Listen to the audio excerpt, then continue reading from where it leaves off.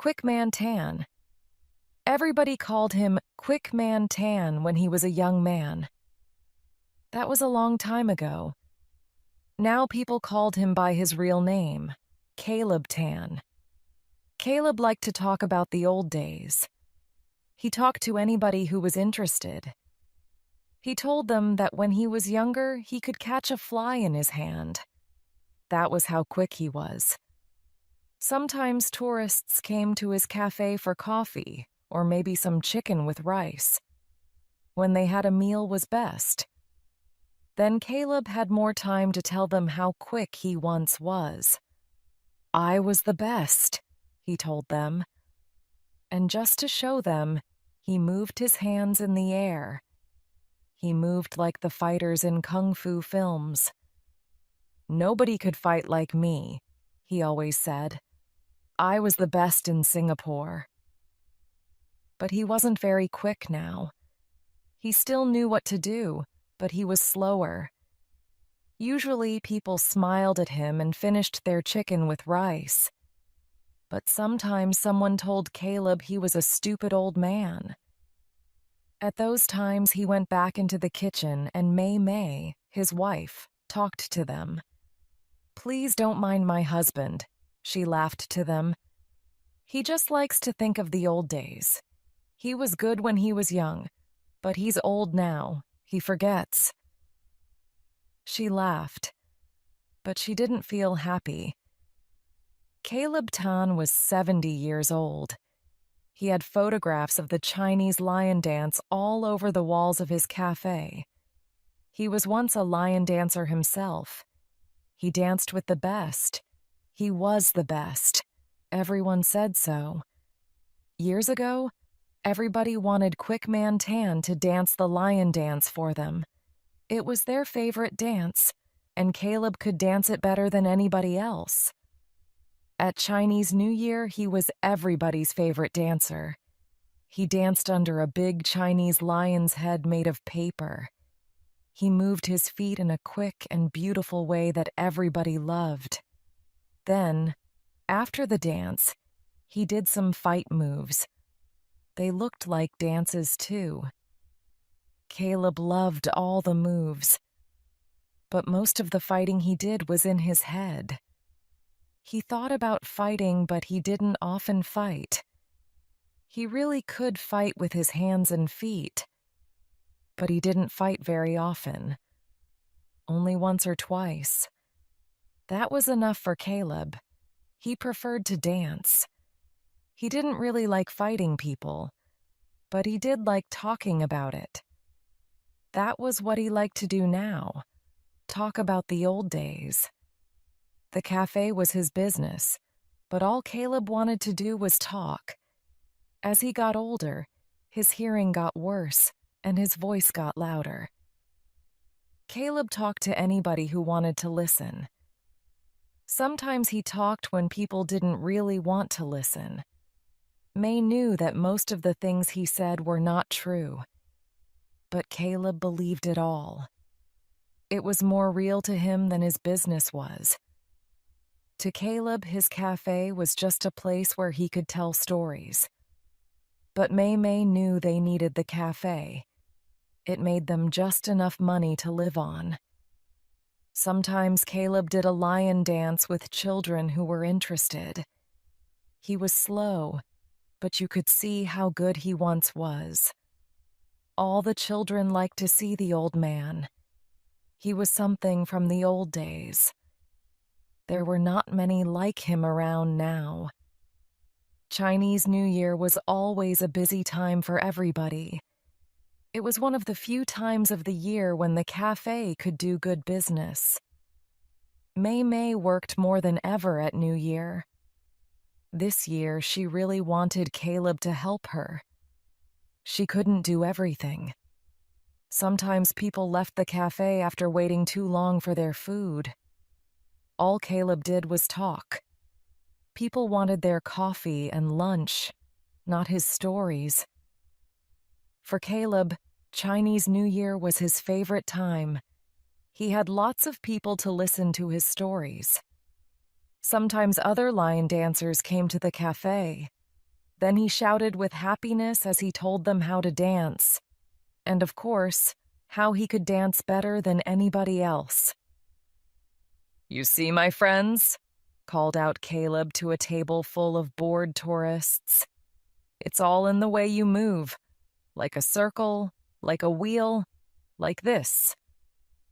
And Caleb then turned round with his hands in front of him. His hands went right into Mei Mei and what she was carrying. The food was for a table full of tourists next to him. Everything fell to the floor. Mei Mei did her best to help the tourists, but they left. Other people left too. For once, Caleb was quiet and helped her. Mei Mei was unhappy. "It's not right," Mei Mei told her husband that night. "While you tell your stories, I do all the work. There's too much for me and Henry to do." Henry was the cook. He was also their only son. He cooked everything.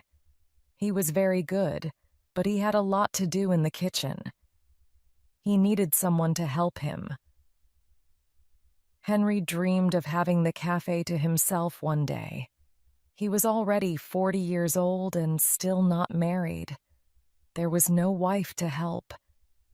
There were no grandchildren to do little jobs. There was not enough money to pay for help. Henry was a little like his father. He had his dreams, but he kept his dreams about the cafe to himself. In his head, he was always far away while he worked. But now Henry was asleep. He couldn't hear his parents shouting. He couldn't hear Caleb tell Mei Mei to be quiet. He couldn't hear the hurt in his mother's voice. All Henry could hear was the sound of cooking in his dreams. The words Gong Shifa Chai were written in red and yellow letters all over Singapore. This was Chinese for Happy New Year. Sometimes old friends of Caleb and Mei Mei left Hong Bao in the cafe at this time. Hong Bao are little red bags, usually with money inside. People always did this at Chinese New Year. Sometimes people left money, sometimes not. But they always left something.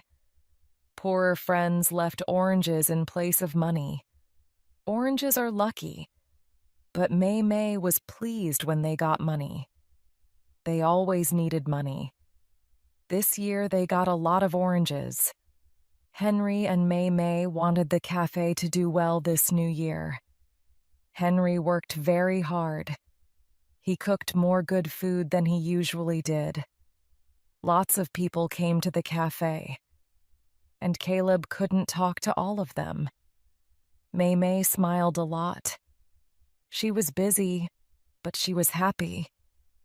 Maybe business was getting better after all. This time, Caleb did try to help. He brought coffee and food to the tables. He smiled as he worked.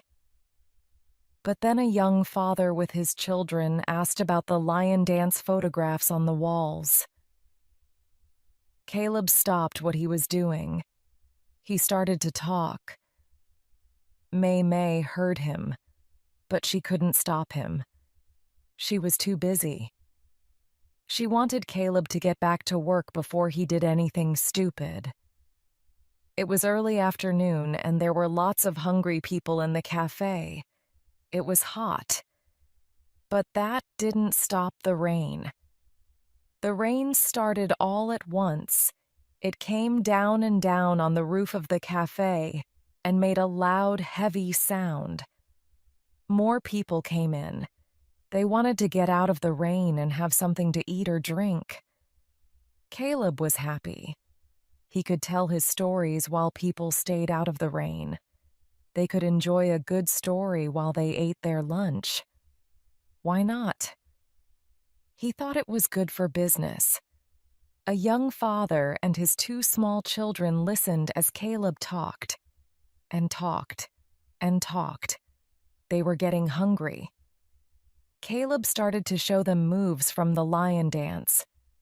You turn like a wheel. See, Caleb told them in a loud voice. His hands moved in front of him. His feet moved too. People were looking at him. Not all of them knew what he was doing. It just looked strange to them, and all the time the heavy rain fell. By this time the cafe was full of people, and all the tables were full. Some people were standing. They just wanted to be out of the rain. There wasn't much room for May to do her work. People were talking and enjoying themselves while the rain fell outside. Then a large young man pushed his way into the cafe.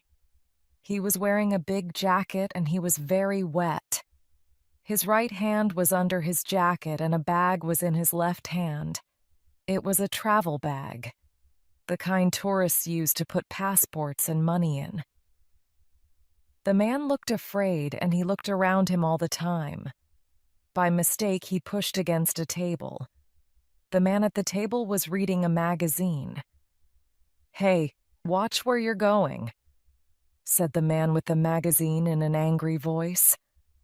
But the large young man brought his hand out from under his jacket.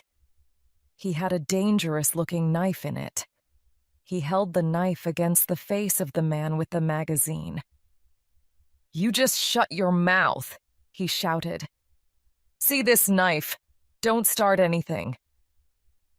As the young man spoke, he turned around with the knife. He was talking to everybody in the cafe now. He sounded afraid. He looked dangerous.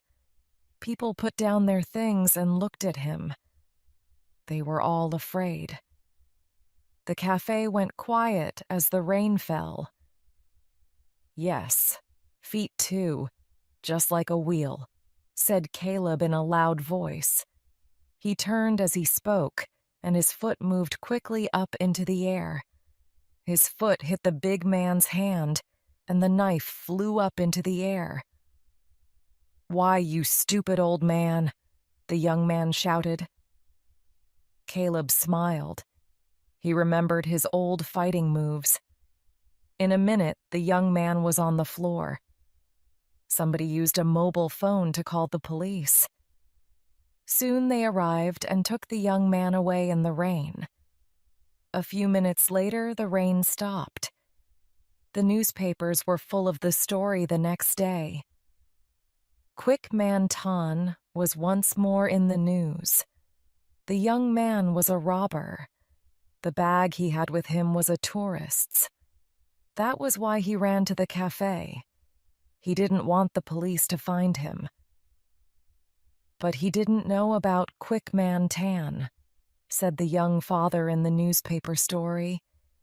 "I saw it all with my 2 children. He just moved his foot in the air and then the knife flew away.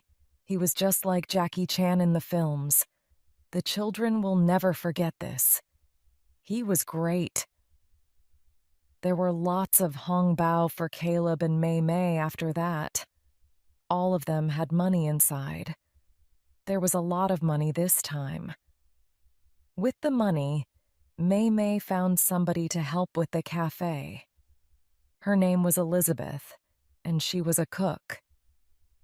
Elizabeth and Henry worked very well together. People asked Caleb to teach the lion dance to children. So that's what he did all the time now. He got paid for it too. He didn't work at his cafe anymore. He left that to Henry and May. But he was happy. Henry and Elizabeth got married a year later. The famous Quick Man Tan did the lion dance on that day. He wasn't quite so quick now, but nobody minded that. "Turn like a wheel," he laughed while he danced with the children. Like a wheel. The wheel on the wall. Well, just take a look at that wheel, Earl Cooper said to Candy, his wife. It must be much older than anything we have back home.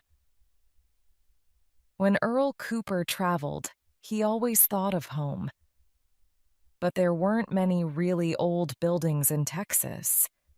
Now he was in Portsmouth in the south of England. Portsmouth, Earl knew, was one of the best places to see old ships. Earl liked old things. They were staying at a pub which was very near to the sea. They could see lots of ships from the pub. That's why they liked it. Earl was looking at the wall outside the pub. The pub's name, the Old Swan, was on the wall.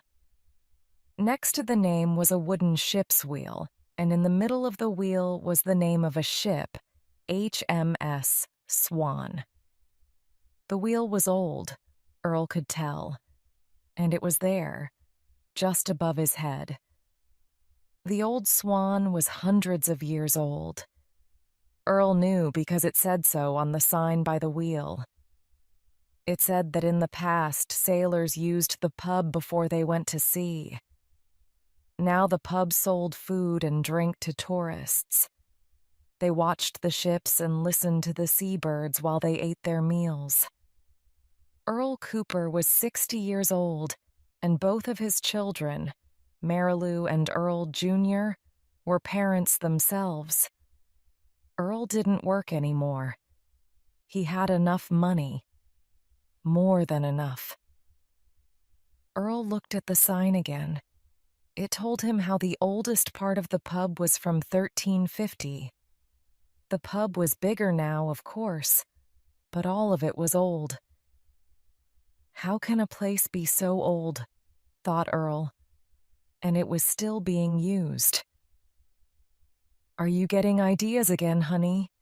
Asked Candy. They always called each other honey. You and your ideas. Sometimes you're just like a little boy, you big old thing. Candy liked to say things like that, but she liked him just as he was. Her husband loved finding out about the past. Earl knew all about his family name of Cooper. The family came from Portsmouth. That was why they were on holiday there now. The last Cooper to live in Portsmouth was his great-grandfather, Benjamin Cooper. Benjamin sailed from Portsmouth in 1875 at the age of 19. He wanted to make himself rich in America. He didn't make himself rich, but he had a good life. Benjamin died in Texas when he was 63 years old in 1919. It was just after the end of the First World War. Benjamin was waiting for his son, Ralph, to come back from the war in Europe. Just before Benjamin died, Ralph came back to America. He only had one arm now, but he had a new wife. Ralph was Earl's grandfather. Ralph Cooper always remembered the old things he saw in Europe in the war. He just loved stories about the past. He gave that love of the past to his children and to Earl. Earl was always his favorite grandson. Ralph told Earl lots of stories about Old England. Other children heard cowboy stories from their grandfathers. Earl got Old England. Earl remembered Ralph. And here I am, he thought to himself, standing in front of one of the oldest buildings I've ever seen. Not only that, it's in the very place where my great-grandfather, Benjamin Cooper, came from. Earl knew something else, too. Benjamin Cooper came to America on a sailing ship called the Swan.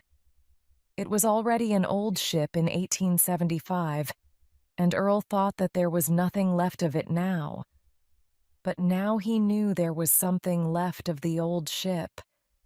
And there it was, the wheel on the wall of the Old Swan pub. Earl knew he wanted the wheel. He wanted to take it home to Texas. It was a part of his family history. It had to be his. Earl and Candy had a good meal that evening, some fine English beer and then a good night's sleep. When he woke up, Earl knew just what to do. He told Candy all about it while they were eating breakfast.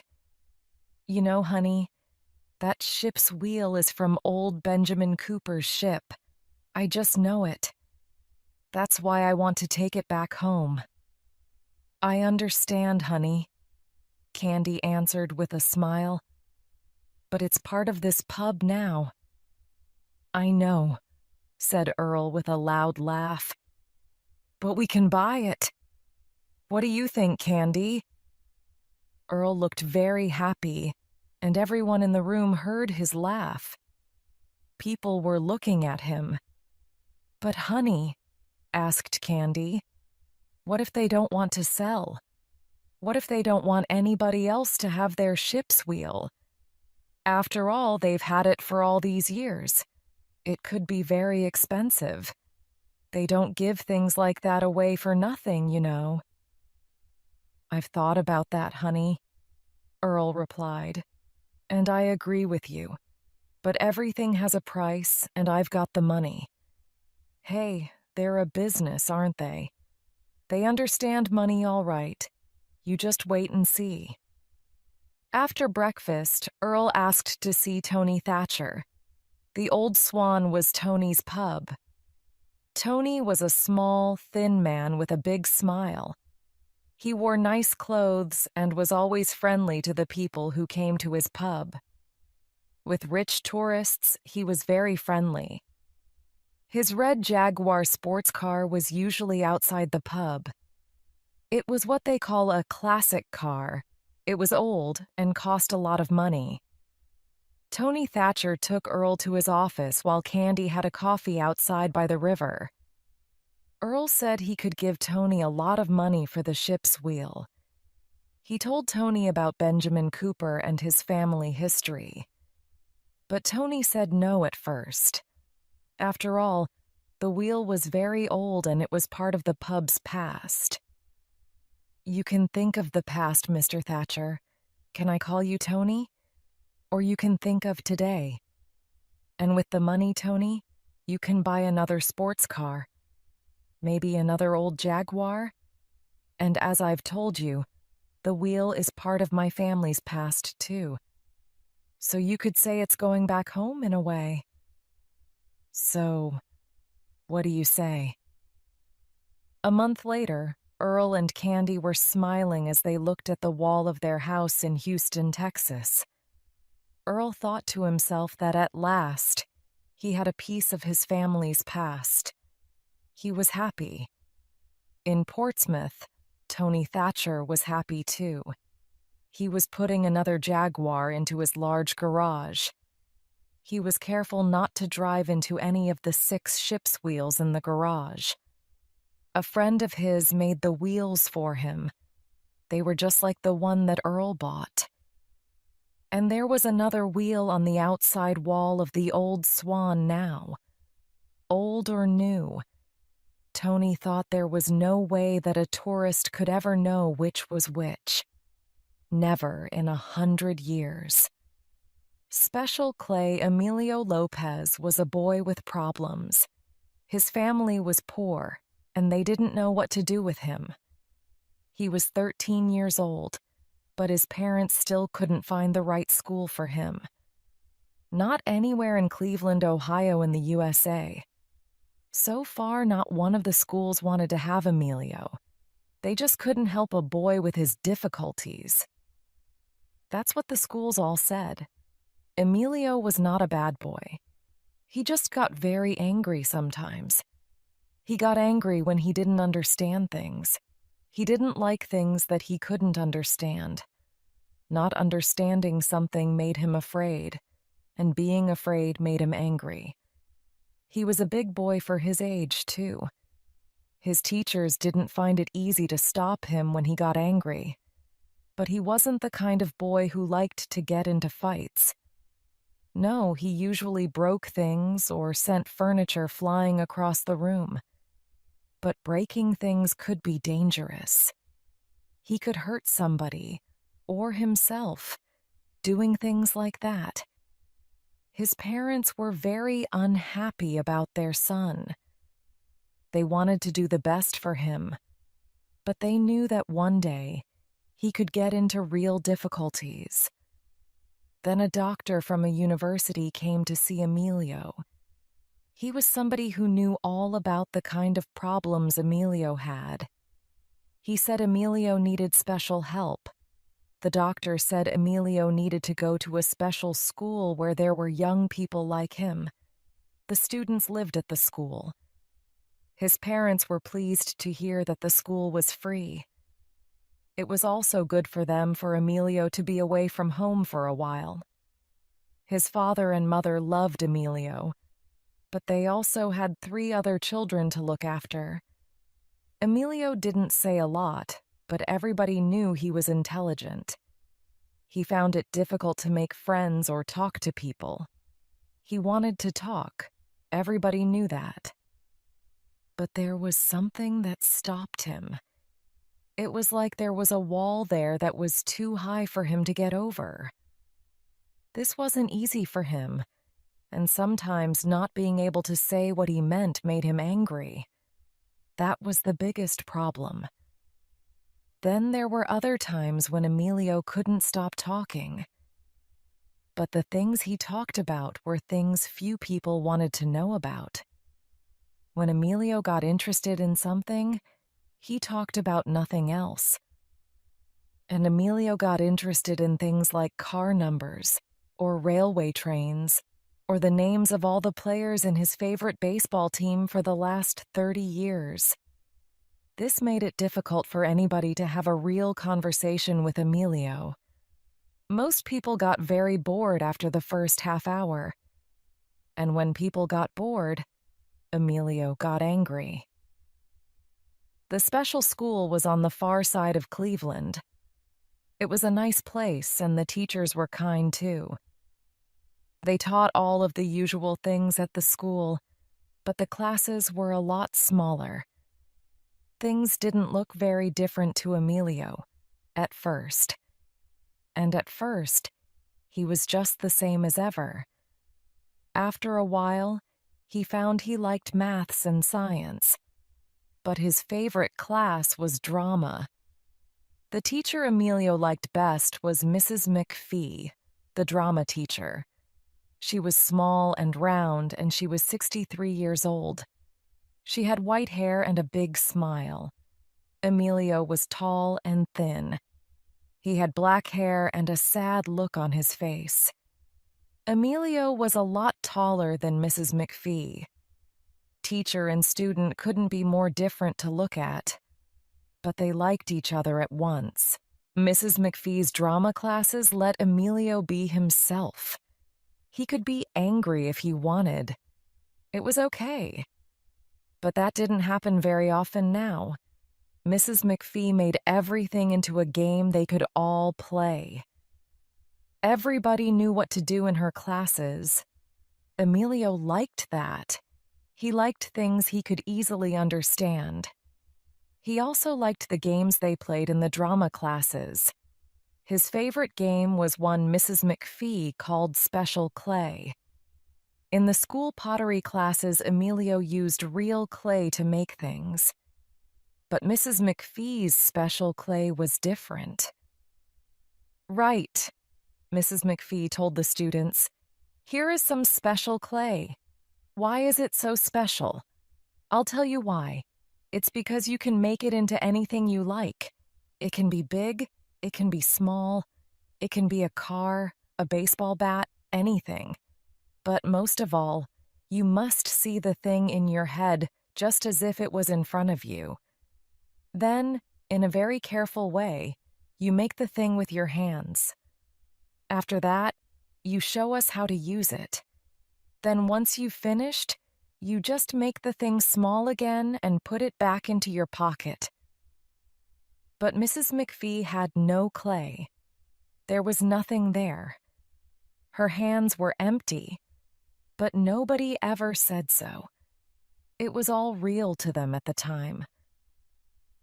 Emilio believed it more than anybody. He was always most careful to make things just right. And when his car or his boat or his guitar was ready, it was just as if it was really there.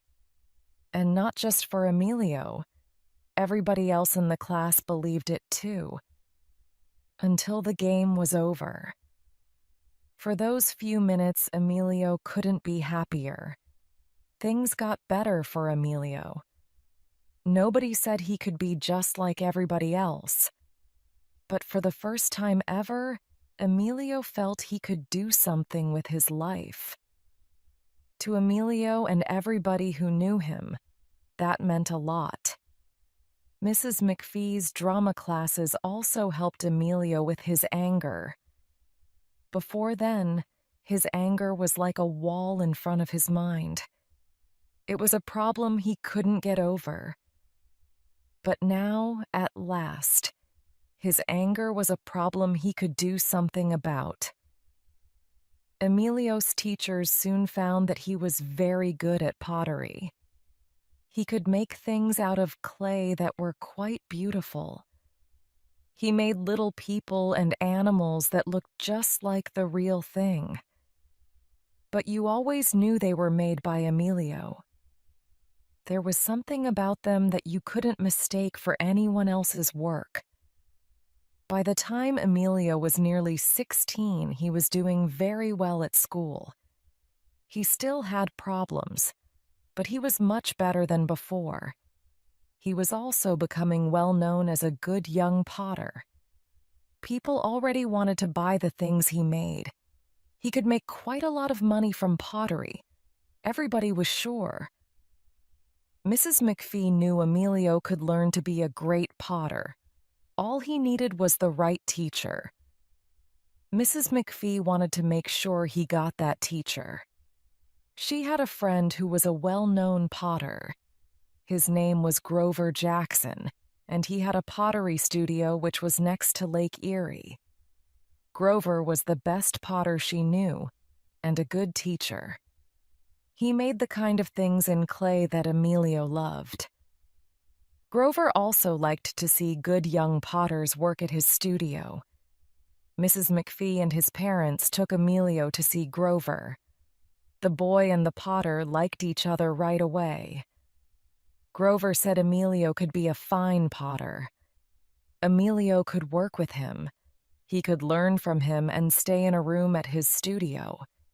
He said Emilio could sell anything he made and could make some money. This was good news for Emilio and his parents. Emilio, of course, loved the studio and couldn't wait to start work. But first, he had to go home and get his things ready. Mrs. McPhee had a big green and white car. It was 30 years old, and people often told her to get a new car. But she never did. She liked old things. She said she could take Emilio and his things to Grover's studio in her old car. There was lots of room in it. Emilio's parents liked Mrs. McPhee and were happy for her to help. The day came at last when Emilio was ready to go. He knew how important this day was, not only to himself, but to his family as well. And of course, to his good friend Mrs. McPhee. Thanks to her, he wasn't just another boy with problems. That's what he thought, and he was probably right. Emilio still had some problems, of course. Talking to people still wasn't easy for him, but he could look after himself now. He could cook and clean, and knew how to drive a car. It was still early in the morning when Mrs. McPhee's old green and white car arrived. Emilio and his family were already waiting outside. His family were all feeling both sad and happy at the same time. Emilio felt the same way. He was sad to leave, but happy to go. Emilio put his few things into the car. After saying goodbye to his family, Emilio and Mrs. McPhee were off. The pottery studio was about an hour's drive away from Emilio's home. Everything was fine. Mrs. McPhee was a careful driver, and the day was warm. Soon they could see the blue waters of Lake Erie through the open windows of the car. But after a while, the waters of the lake began to turn gray. The sky became dark. It began to rain. Mrs. McPhee turned her car into the road that led to Grover's studio. She knew they were now only a few kilometers away. The rain didn't stop. It got worse. They closed all the car windows. Soon the heavy rain made it very difficult to see the road. Mrs. McPhee slowed down as she looked for a good place to stop the old car. But the young man in the fast sports car behind her didn't slow down until it was too late. The sports car hit the back of Mrs. McPhee's car. Both cars then came to a stop at the side of the road. Emilio was lucky. His seatbelt kept him safe. He looked at Mrs. McPhee. She was still wearing her seatbelt, but her eyes were closed. Emilio didn't know what to do. At first he felt angry like he did when he was at school. How could something this bad happen? Why now? But he knew he mustn't get angry. He must do something. But what?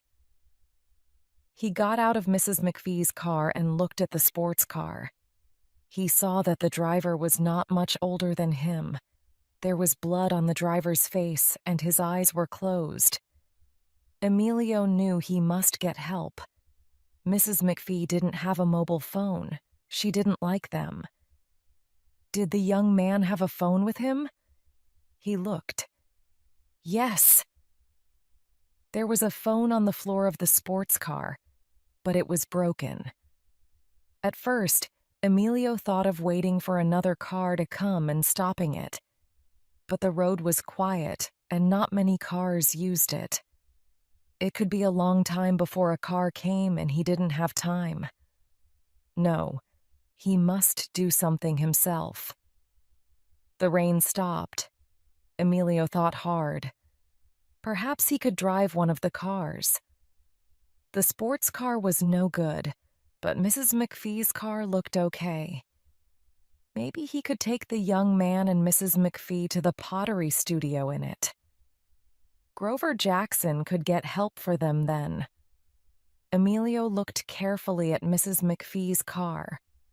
One of the back tires was no good. The other tires looked okay. He didn't know how badly hurt the sports car driver and Mrs. McPhee were. He must get them to Grover's studio. But how? He needed one more wheel, but there wasn't one. He felt his anger again. Then Mrs. McPhee's voice spoke to him inside his head. You must see it in your head, just like it was in front of you. Then, in a very careful way, you make it with your hands. Of course. All his anger was gone. He knew what to do. When Grover Jackson saw young Emilio Lopez driving Mrs. McPhee's car up to the pottery studio, he knew something was wrong. He called for help right away. 15 minutes later, Grover and Emilio were talking to two policemen. Mrs. McPhee was getting into an ambulance. The young man from the sports car was all right, thanks to Emilio. The police all said that Emilio was a fine young man. Emilio was trying to tell them what happened. They were asking him a lot of questions. One of the policemen said that you could not drive Mrs. McPhee's car with only 3 wheels. But Grover was sure he saw 4 wheels on the car when it arrived. The policeman said, I'm sorry, sir, but there are only 3 wheels on the car. But Grover just knew he saw 4 wheels on the car. Yet when he looked again, he saw only 3 wheels. Why was that? What happened? Could Emilio tell him where the 4th wheel came from? Where was it now? Hey, Mrs. McPhee shouted from the ambulance. She was fine, but she wasn't going anywhere without seeing Emilio first. She told the police that the hospital could wait a little longer for her. Emilio wasn't the kind of boy to put his arms around people he liked. He just gave a big smile when he saw her. The smile told Mrs. McPhee all she needed to know. Grover put his arms around her and laughed. Grover told Mrs. McPhee about the fourth wheel. She looked very interested, but said nothing. Then Grover asked Emilio about the wheel. Emilio answered by putting his hand on his pocket. Emilio knew the car needed another wheel. Then he remembered Mrs. McPhee's drama classes.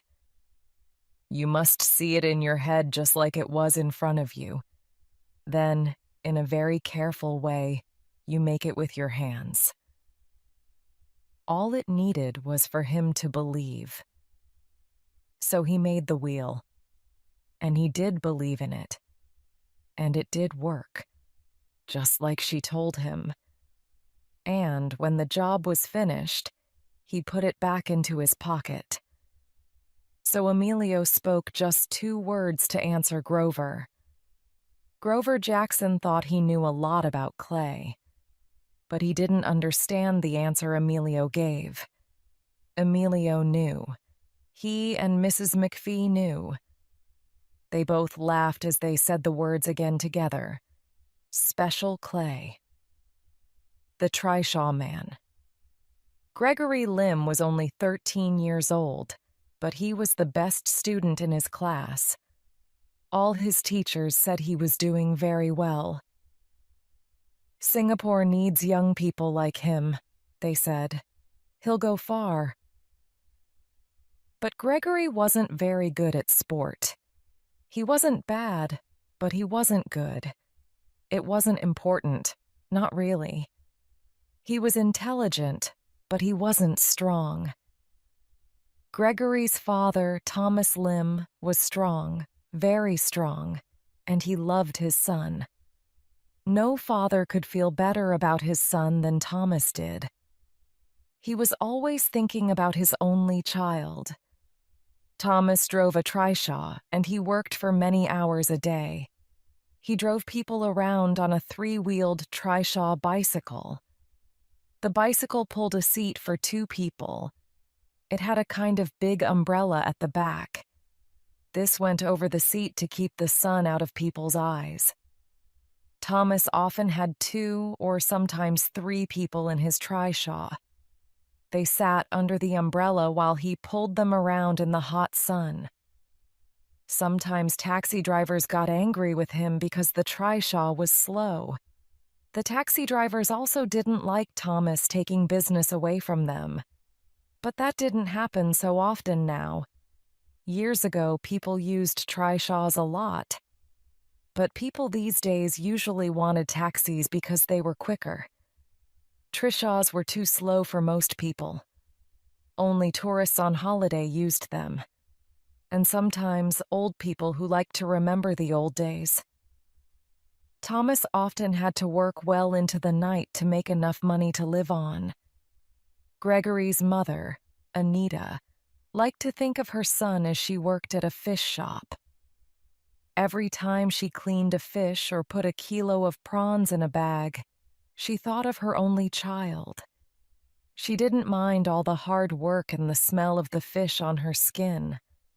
It was all done for her son. The money from Anita's job at the fish shop helped to pay for Gregory's school things. Yes, it was a hard life for Thomas and Anita, and everything they did was for their son. Gregory was going to get a good job and look after them when they were old. Gregory went to school by bus. He hated it when other students arrived at school in taxis or cars. The rich students came in their father's new Mercedes or comfortable taxis. He was the best student, but it was the others who had money.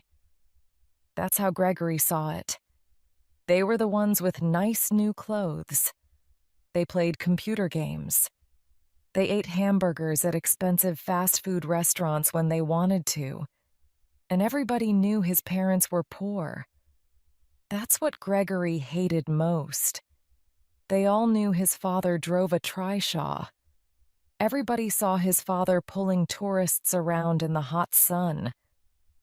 Could there ever be a worse job than that? Why, driving an old taxi was better than driving a trishaw. Gregory wasn't the only one from a poor family. Many other students also had two working parents, but their fathers had better jobs than his father. They didn't work in the hot sun, and they wore nice clothes. They got paid every month. Gregory loved his father. He knew how hard he worked. If only his father had a different job.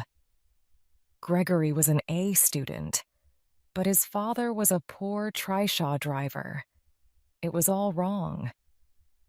No, Gregory never forgot what his father did, but he often wanted to. "Aya," said Thomas to himself as he pulled the trishaw up a hill. There were two heavy tourists in the back, and the roads were full today. It was National Day, a holiday in Singapore. It was very busy, and everybody was having a party. People were out in the streets.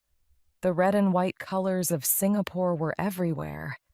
It was a good time for business for Thomas. Cars were slow on the busy roads. This was one of the few times that Thomas's trishaw could be quicker than a car. It was a good time to make money, but it was hard work. After all, he wasn't getting any younger. His two tourists wanted to see the famous Raffles Hotel. It was a favorite place for tourists. On that day, there was another visitor to the hotel, a beautiful and very famous film star called Diane Troy. She was making a film in Singapore. Diane was having a day off from filming and wanted to rest. But she had lots of fans who wanted to see her. Everybody knew Diane Troy was staying at Raffles. The street outside the hotel was very busy. People were there for National Day and also to see their favorite film star. There were hundreds of people all around the front of the hotel. They all wanted to see Diane Troy. The fans were happy, but after a time they felt uncomfortable. The sun was hot, and it wasn't easy for people to move. There were just too many people there. All the taxis coming to the hotel moved slowly because of the crowd. It was still early in the afternoon. The day was at its hottest. Thomas could get to the hotel quite quickly. He knew his way around Singapore better than almost anybody. He knew all the shortest ways that cars were too big to use, and it was easier for a trishaw to move through lots of people. Cars were much slower. Thomas always called out in a loud voice to let people know he was coming. The trishaw stopped outside Raffles Hotel, and the two tourists got out. They wanted to see Diane Troy, too. There were cameras everywhere, and so many people. The two tourists took out their cameras, and Thomas said goodbye. He was about to go when Diane Troy came to the window. Everybody pushed to the front to get a better look. All the people were very close together. Diane Troy smiled and waved to the fans, and they shouted back. Then Thomas saw something at the front of the crowd. A woman was calling loudly for help. But why? Then he saw why. The woman was trying to stop a young girl from falling. It wasn't easy with all those people around them. The girl was about 12 years old. Both the woman and the girl looked like tourists. "My daughter!" the woman shouted. "A hornet stung her. Please help me. She needs a doctor quickly." There were shouts from the people around her. They all knew that hornets in Singapore are very dangerous. Hornets can kill children or old people. Everybody is afraid when they see the big black and yellow insects. But the nearest hospital was far away. The woman couldn't walk through the streets carrying the sick child. Certainly not when the streets were as busy as this. A taxi was too slow in these crowds. But Thomas knew what to do. Gregory Lim felt very pleased. He was looking at a page from the Straits Times, Singapore's biggest newspaper. Lots of students were looking at it. The page was up on the school wall. Gregory smiled as the students read the newspaper story on the wall. That was his father they were reading about. His father, the trishaw driver. Beautiful thing. Beautiful, very, very beautiful. Where did you find it? The professor asked. Well, I said, I didn't really find it. It found me. Professor Selkirk looked very happy, and I was feeling happy myself. I've been at university for 2 years now, I thought, and this is the first time he has said something nice to me. Okay, I know all the other students have found interesting things, but not me. I never found anything. Not until now. Now I was, at last, someone he was interested in. The professor smiled at me. He had quite a nice face, really. Old, but kind. You have to be a real archaeologist to find something like this, Polly, the professor said. Polly? He usually calls me Miss Hopkins. He must really like what I've found, I thought to myself. Yes, he went on. A real archaeologist sees right away what something is. That's what we're here for. We're here to study things from the past, things we find in the earth. We can learn important things if we know how to look. So, how did this beautiful thing find you? I looked again at the beautiful thing he had in his hands. It was round and as big as my hand. It looked like a little wheel from something. A thin, silver-colored wheel. It was dirty, but you could still see its lovely silver color, like a CD. But there were lines on it. Was it writing of some sort? Maybe. It was strange, I said. I mean, I wasn't looking for anything unusual. Then, all at once, it was there at my feet. I know that sounds stupid, but that's how it happened, really. That's okay, Polly. We archaeologists know what that means, don't we? The professor said. My face told him that I didn't know. It's what we call the nose. He laughed. The nose is the feeling you get when you know something is important. It doesn't look important at first, but it is. That's when you really know archaeology, when you can do that. It's really wonderful. It was nice that the professor thought I had the nose, but I knew I didn't. No, the silver disc really did come from nowhere. It was just like it decided to find me.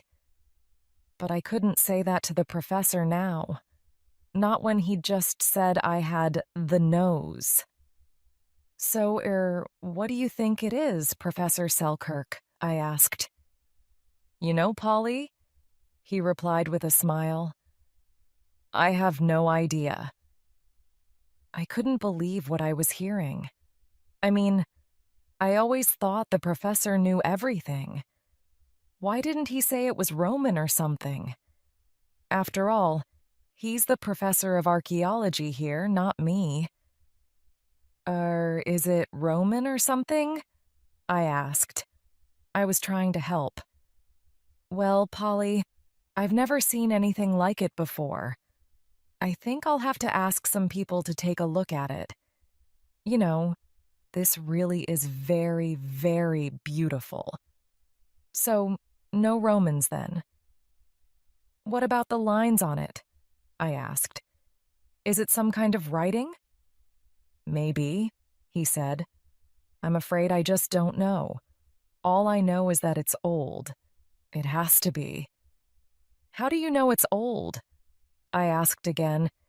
It was unusual for me to ask so many questions. Maybe it's some kind of CD or something. Then they were making CDs about 2,000 years ago. He answered in a quiet voice. You see the earth around it, Polly? Look at the color. This disc hasn't seen the light of day for hundreds, thousands of years.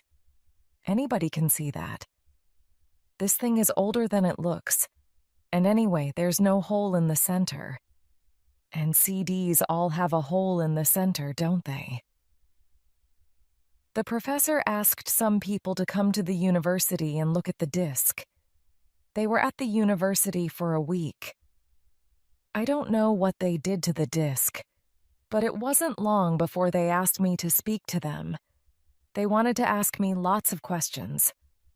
I was, after all, the person who found the disc.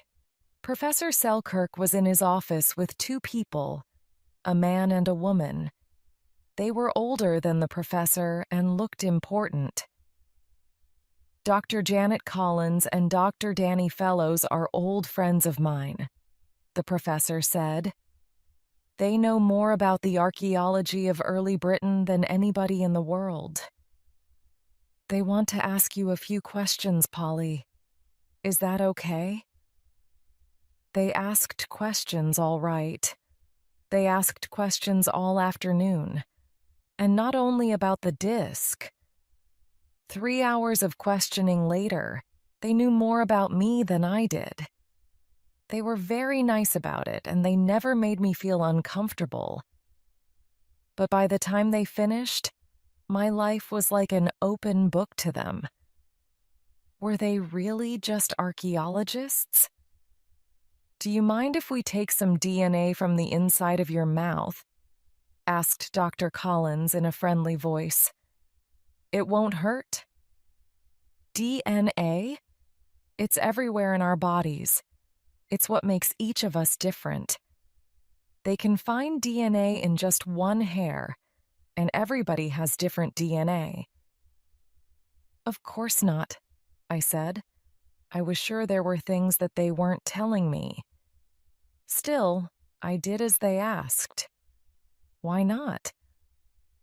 It's okay, Polly, said Professor Selkirk. They asked for my DNA, too. They want DNA from all the people who have had the disc in their hands. So where is the disc? I asked. I'd like to see it again. Oh, you will, Polly, said the professor.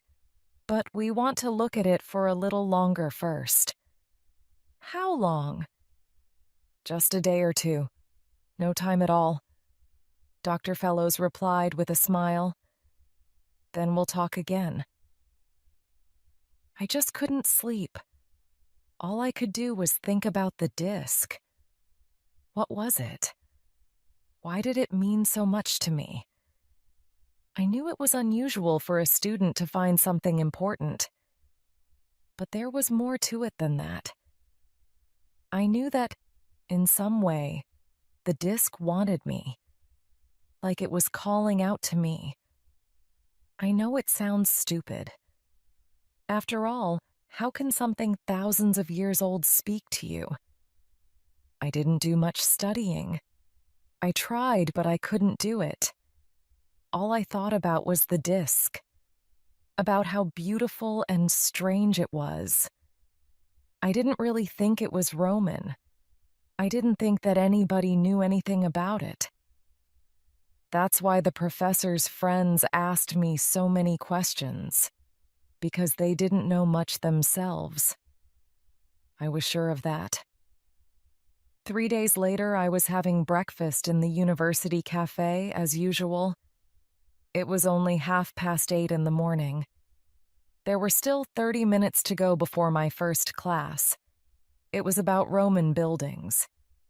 I usually have breakfast with other students and talk to them. Today I chose to eat alone and read a book about the Romans. I was just getting to one of the more interesting bits when there was a hand on my shoulder. At first, I thought it was one of my friends. "Sorry, can't talk. I'm reading," I said, not looking up from my book. "It's nice to see you working so hard, Miss Hopkins," said a voice I knew. But it wasn't another student. It was Dr. Fellows. Dr. Collins was with him. They both laughed. "But today you can stop for a little," said Dr. Collins. "We have some important things to talk about. But not here. Let's go to the professor's office." Professor Selkirk's office wasn't very big, and it looked a little strange. It was quite a new office with computers and other new things. But everywhere you looked, there were things from the past next to them. And there was the professor sitting at his desk. The disc was on the desk in front of him. He smiled. But the look in his eyes told me he had something important to say. I felt hot in that small room with 3 other people. "Polly, please sit down." We all sat down, me in front of the professor's desk and the others behind it. I felt like a little girl at school again. I waited for somebody to speak. "You said the disc looked like a CD," the professor began. "Dr. Collins thinks that perhaps you are right, Polly." I didn't say anything, but my mouth opened. I closed it quickly. "You see," Dr. Collins said, "we didn't understand what the lines on the disc were at first. We looked at the disc in all kinds of ways. We looked at the earth from the disc, but we found nothing.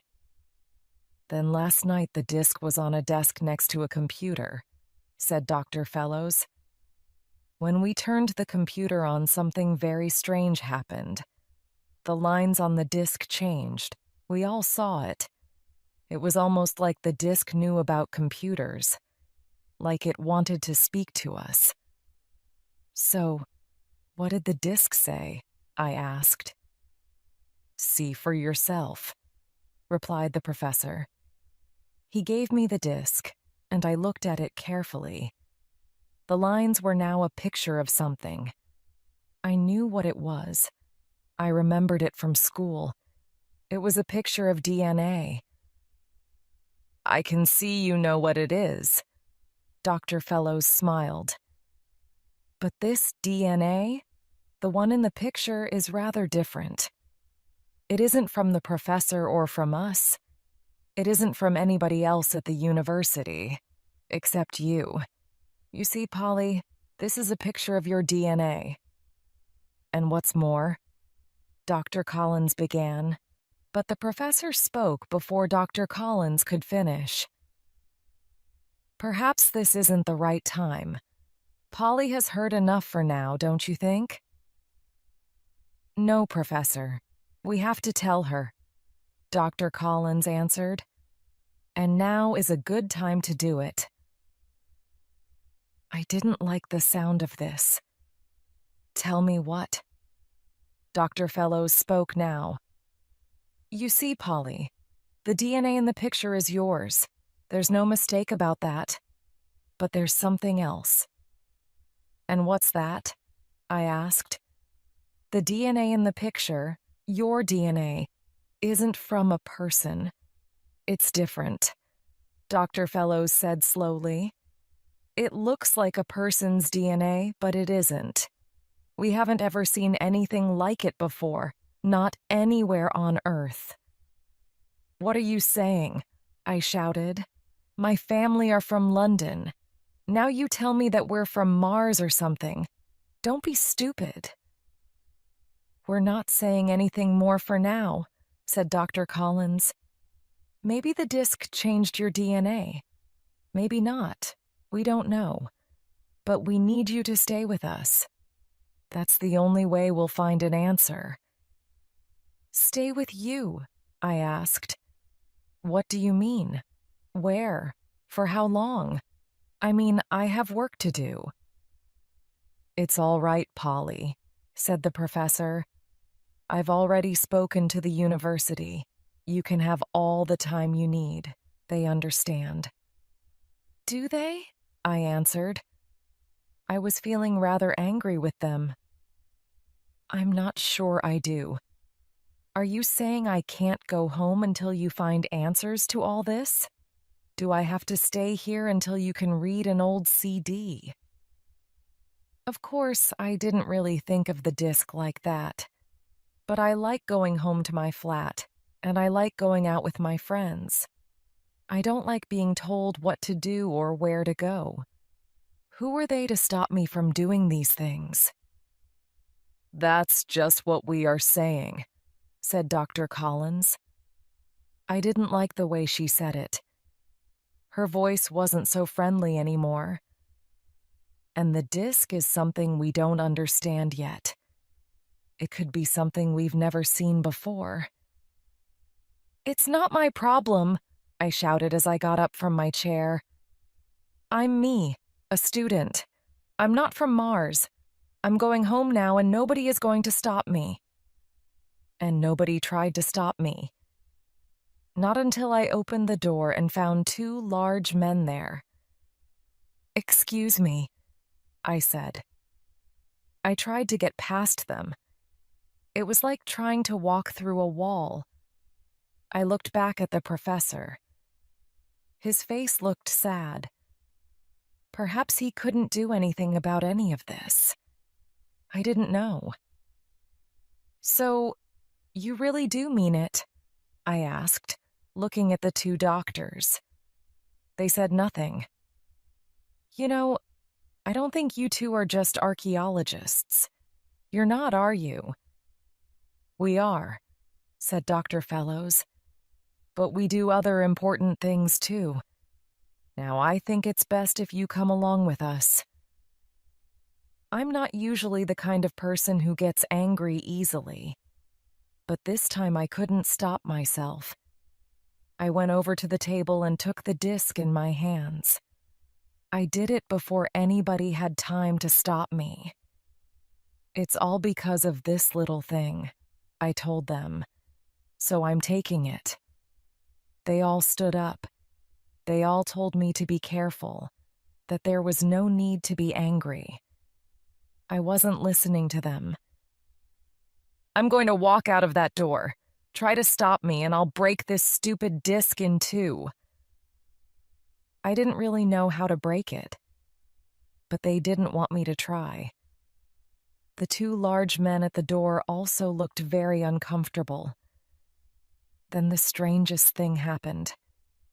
The disc in my hand sent out strong light, like a little sun.